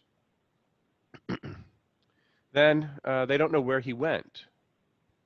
And some of the local people called the city and wanted to know where the parking lot attendant was. And the city was completely unaware that there was a parking attendant. And the bank then wanted to know after a period of time, what were they going to do with the $200,000 that were in the account? And the city goes, it's not ours. That's when the SFO was called in. He was depositing in the neighborhood of $200,000 to $300,000 a month in, quote, car parking fees. There couldn't have been that many cars at 1 or 2 pounds each. So he was probably laundering money for one of the local street gangs or more at the car park every single week for some 22 years. And this gives an idea of what can be done, and I'm seeing it more and more, where an account is opened in the name of a municipality or an agency of the municipality, or even an arm of the government, such as an officers club. Why? Because municipal accounts and government accounts get almost no screening when it comes to money laundering. Why is that? Well, the money laundering laws after the Bank Secrecy Act have almost all been generated by the OECD and their stepchild called the FATF. That's Organization of Economic Cooperation and Development, which really is what came out of the United States Marshall Plan. The Financial Action Task Force was born in 1990 and began with their recommendations shortly thereafter. And you'll remember that the first ones were unfair tax competition. And most of these money laundering laws coming out of the FATF have nothing more to do than to button up an economy and tax it. It was only after 9/11 that they used the idea of to prevent criminality and terrorism funding as a window dressing for it. But the idea of using a municipal organization or a government organization as a fake entity to launder money is fantastic. And here's where we get to a doppelganger. Doppelganger is German for kind of a twin, but an evil twin. You know, all of us have been told that we have our doppelganger somewhere.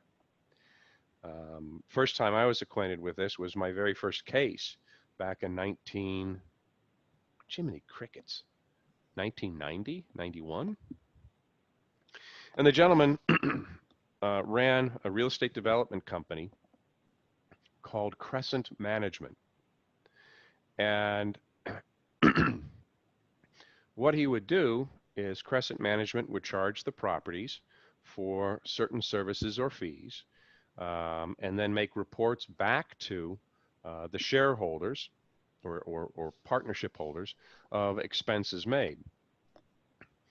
He was very clever because he had 7 different Crescent Management companies spread out through the United States and 1 in Canada. So anytime you saw a bill for a property, it was sent to Crescent Management, often with no address. So if he wanted to lower the property value in Ohio, there was too much cash in the property in Ohio, he would retask the bill for the Florida property to the Oklahoma property and pull out an extra 30 grand to Crescent Management, which he put in his pocket. I was brought in because he was getting divorced and his wife wanted to know where the money came from. We took him from 35 accounts to 186 accounts, from being broke to worth 15 million in 2 months, and I got my first death threat. I had so much fun in that case. We eventually did recover, but I will tell you, it took 3 years. And we talked a little bit before about a doppelganger of a state-owned enterprise. But what about a state-owned enterprise itself?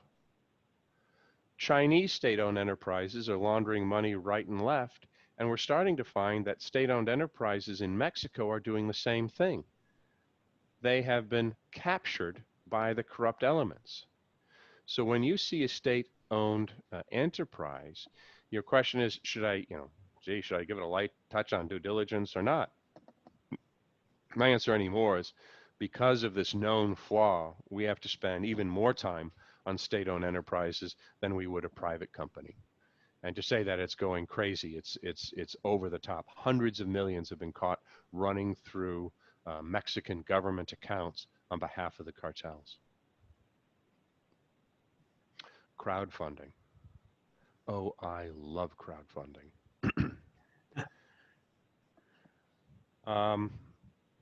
So the idea is you have an idea, you put it together, you go out to the public. The public goes, wow, that's a great idea.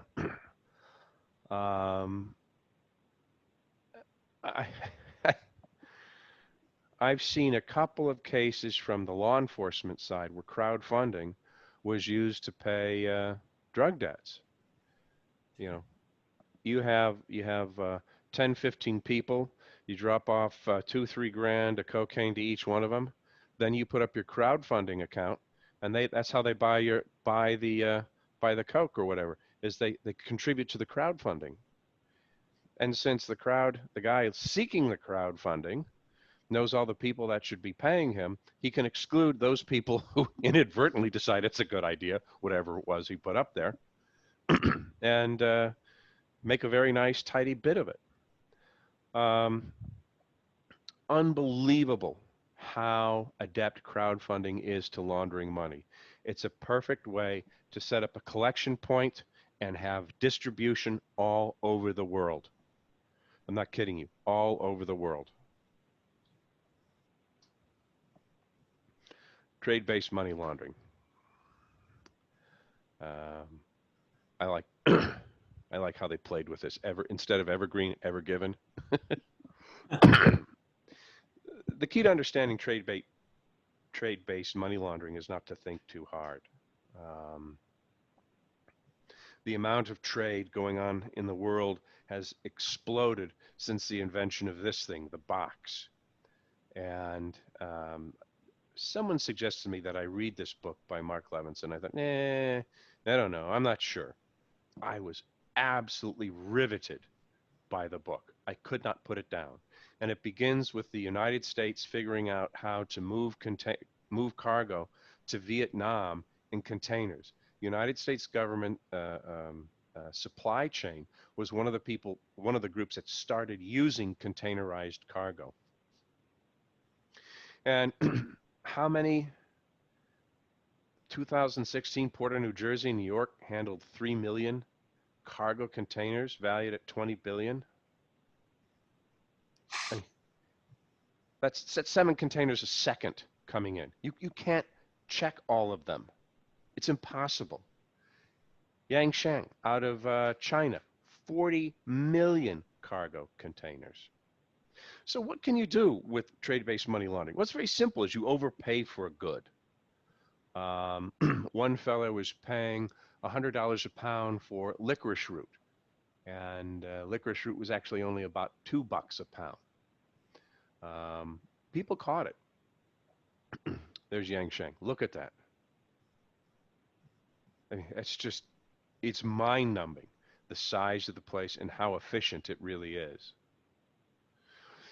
I mean, it really, an easy way to describe it would be vegetable oil.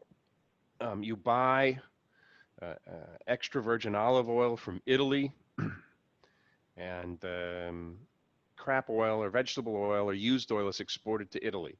So you go from $20 a gallon to maybe 6 cents a gallon or 10 cents a gallon. You want to make that even quicker?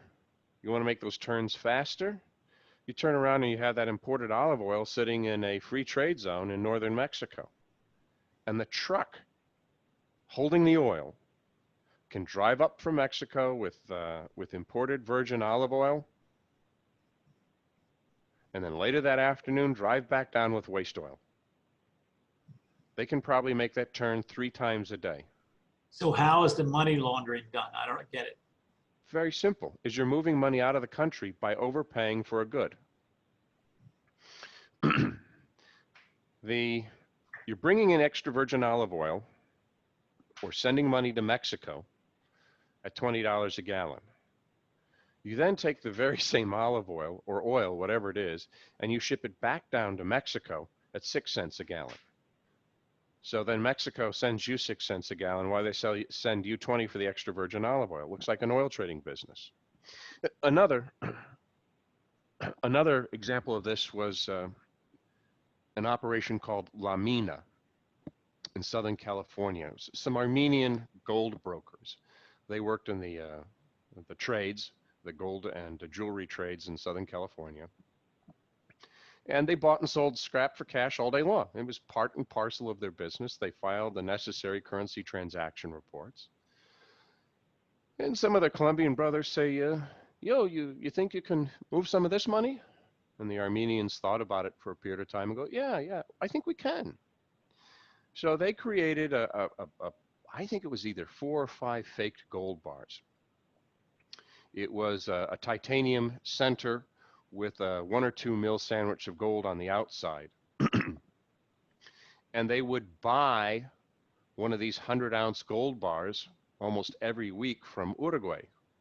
And it would arrive from Uruguay via Brinks to their offices there in Los Angeles. And as soon as it arrived, they'd rewrap it and send it down via FedEx as a paperweight. This was how they could justify wiring millions of dollars to Uruguay. How did this happen? Well, trade monitoring units started noticing that Uruguay became, in a very short order of time, a major gold exporter. The problem is Uruguay didn't have any refineries and didn't have any gold mines at that time. And the gold bars were being shipped from a very nice apartment along the beach in Uruguay. Not exactly your normal location that you would find any type of gold handling business. So there's another example of using trade-based money laundering to move money. And it gives an idea, a smell of legitimacy, while at the same time you're moving money for organized crime.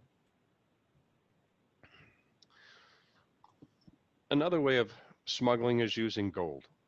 And we're seeing a lot of this in Latin America today and in Africa, where the cash that was brought in for an illegal activity, kidnap and ransom, drugs, whatever it may be, is turn around and buying the gold. Now the bad guys have to figure out how to get the gold out of the country to a refinery of their choice. Well, here we have what's called a dory bar. A dory bar is 80+% gold, and the rest is a combination of platinum, palladium, some copper, sometimes iridium. And it has that brass look. So what they'll do is they'll turn it into something that looks like a brass rod right there, or a brass ribbon. Or my favorite is something that was a car part. They would pour a dory bar about a 4x6 form, about a 1/4 inch thick. And the old guy in Ghana would take that thing over to a stamp machine, stamp it, and out would come a bracket that looked like it was part of a bracket for a Toyota Camry. Then he would spray paint it silver or aluminum paint. Then he'd paint it OEM black, and I swear it looked just like the car part. But it's 3 pounds of gold. So he puts it in the box, wraps it up. He goes across the border. What do you got? Car parts. How much did you pay for them? He gives them a price. They charge him a duty. He's just moved out pounds and pounds of gold. Same thing is just miscategorizing these gold bars as brass. If you want to take a step up, you want to get this brass rod into a free trade zone. Makes perfect sense. You have a manufacturing facility in a free trade zone. The brass comes in, no one even looks at it. The brass is then bundled and shipped over to the free trade zone in Dubai. It's delivered to the refinery in Dubai. The gold bars coming in as brass rod are refined. and the refinery will pay the seller there on the spot in the free trade zone. You won't find that transaction anywhere. You won't find that transaction anywhere. Technological advances with cryptocurrency are important, but they're only becoming important because now there are apps allowing you to manage several cryptocurrency accounts at the same time. Believe it or not, with a small amount of effort, cryptocurrency is very traceable. Money launderers also do not like it because it's very volatile. If Len tells me, Burke, I want this $1 million you laundered for me, I want 950,000 out in Belgium. I don't want to use cryptocurrency. I don't know what the price is going to be tomorrow. Len doesn't litigate. He's from Vegas, man. He used to work in the casinos. He's got a little piece of pipe he'll hit me over the head with. So the money launderers don't use cryptocurrency. Those small ones do, the large ones won't.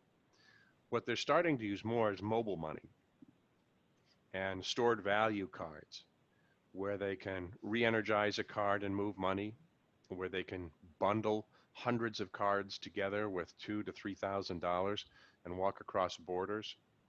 Yeah, one of our questions was, that I didn't tell you, was why isn't Bitcoin or some other electronic money being used for ransoms and money laundering, since it's relatively anonymous?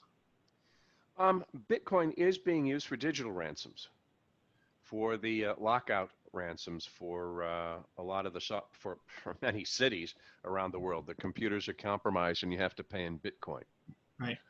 And it is reasonably anonymous, but the fact is the blockchain technology allows it to be fairly traceable. It takes time, but it's traceable. But these guys will take in the $100,000 and they'll blow it out to 30 plus or more accounts that'll cash out, or they'll load stored value cards, download the stored value cards, and it's a dead end.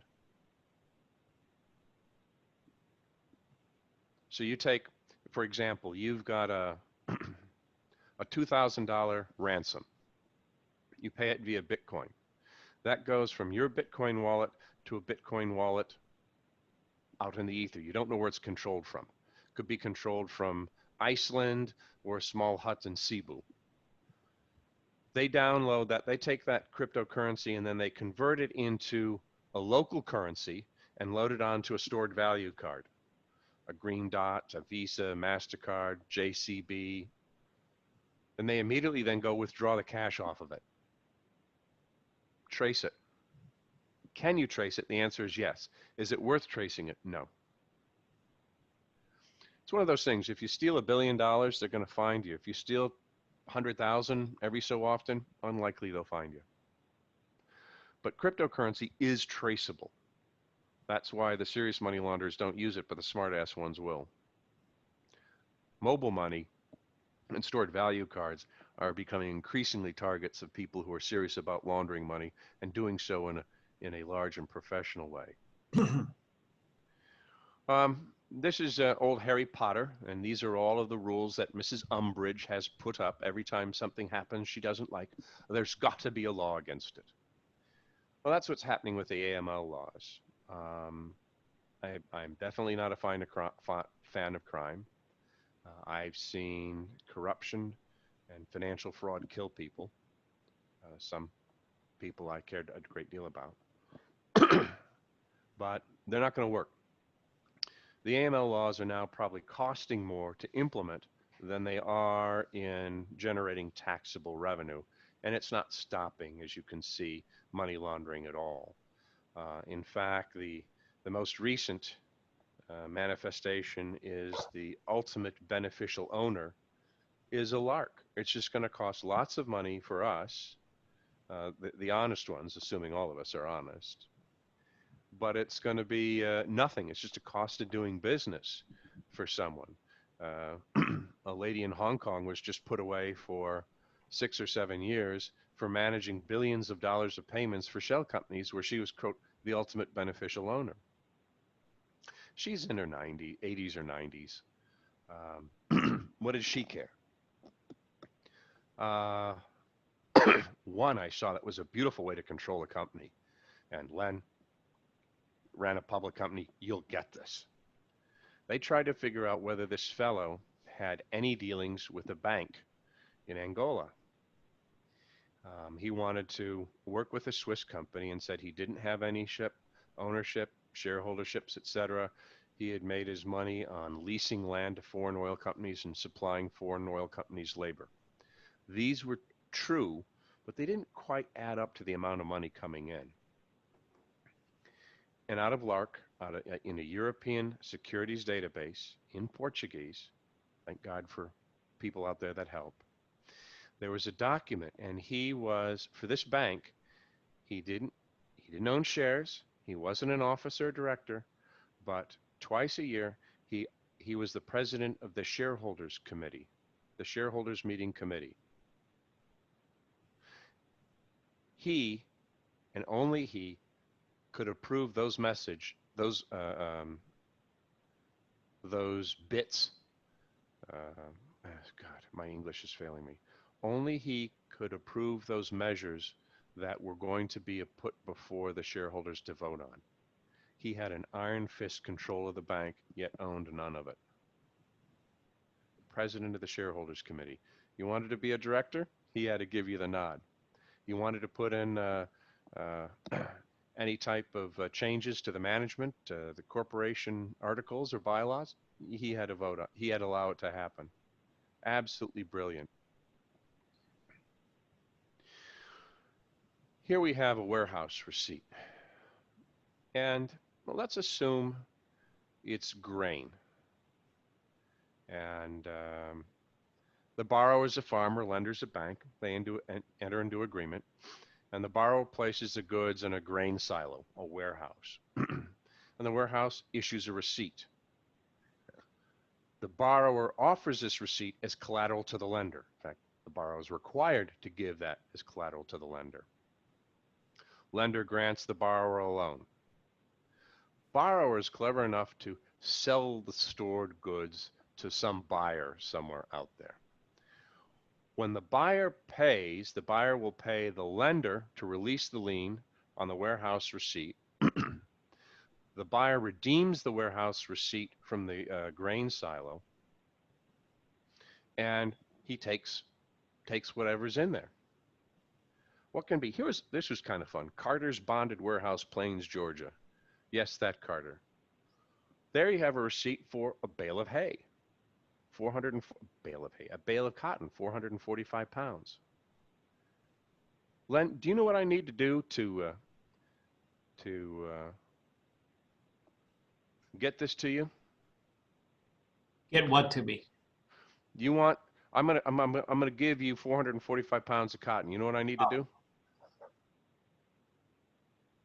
Just give me that piece of paper and keep the Thank you. cotton in the warehouse, or send it to someplace. Exactly. Cotton will be delivered to the bearer. You see that at the last sentence? Bottom left, you can see bearer in bold. Cotton will be, that is a bearer instrument. Warehouse receipts are a bearer instrument. Huh. Here's another one. Look at this.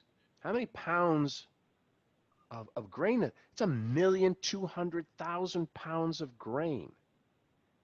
Wow. What does it say? Original, negotiable. You want to make some bread, Len? What can be on a warehouse receipt? What can it be? A warehouse receipt could be a warehouse for a painting. It could be a warehouse receipt for several boxes, whatever they contain, who knows? A warehouse receipt can be backed by anything. So I want to move money to Len. I've got $20 million in gold sitting in the Dubai Free Trade Zone. Len, let's have coffee. Sit down to coffee. I hand him an envelope with the warehouse receipt. There you go, Len. There's the 20 million. Find it. You're not going to find it anywhere. As money laundering gets more, there are more regulations on money laundering. Money laundering is getting more sophisticated. And don't kid yourself, whether it's flying bales of cash, small bales of cash over the border to Mexico, with drones, stashing cash into a container, using trade-based money laundering, warehouse receipts, gold. There's so many ways to launder money that it is near impossible to stop without shutting down an economy. Money laundering is taking the proceeds of the crime, when in fact I think law enforcement should focus more on the stopping of the crime. It's a bit like curing the flu by outlawing someone running a fever. It doesn't work. So those were just a handful of examples of some pretty sophisticated money laundering techniques that exist today, are being used today, and are just amazingly efficient. Well, that's great. The book that you, the 4th edition or whatever that's coming out, that's a technical book, right? For forensic accountants and people who work in this world here of tracking down illicit money and stuff. The third edition of the Due Diligence book is going to be Due Diligence for the Professional. Yeah. And it's a lot about choice making. This is for every manager in every company. And whether that person be an attorney, an accountant, an engineer, it's a member of the board, it speaks to all of them. There is no, I don't want to belabor the problem with audit firms, but audits aren't due diligence, legal opinions aren't due diligence. When you see some of the boneheaded transactions that have gone on, Facebook's acquisition of Oculus, they gave the lawyers 24 hours to do the due diligence, which is why Facebook had to cough up another $500 million to pay off the people whose technology it actually was that Oculus stole. Crazy. Yeah. Well, Yeah. we kind of ran over here. Oh, yeah, I figured we would. Sorry, I warned in the beginning. Interesting. Does anybody have any questions before we sign off here? Yes, I have a quick question. At the beginning of the Gulf War, we all heard about pallets of large sums of US cash being offloaded in Baghdad and all this kind of stuff. Do you know anything about all of that? Like what the story was and where we believe that money all ended up and why it was there in the first place? Pallets of money are regularly shipped to central banks around the world. So for pallets of US currency to end up at the central bank in Baghdad is nothing shocking, or it should end up in Cote d'Ivoire, Ghana, any one of those places. Right, but there was this whole big scandal about the fact that all that money was not tracked and it came from the US government and the military offloaded it there in Baghdad and then it sort of like disappeared. Disappeared. It was stolen. Your tax dollars at work, obviously. Yeah, I mean, the same thing happened in Afghanistan. The money would come to the Central Bank of Afghanistan, and a dear friend of mine with the IMF 3 times had to go to Afghanistan and tell the central bank, this is not here for you to divide up. This is the capital we've provided for your central bank. And they go, uh-huh. Yeah. Right. Okay, thank you. Sure. Any other questions?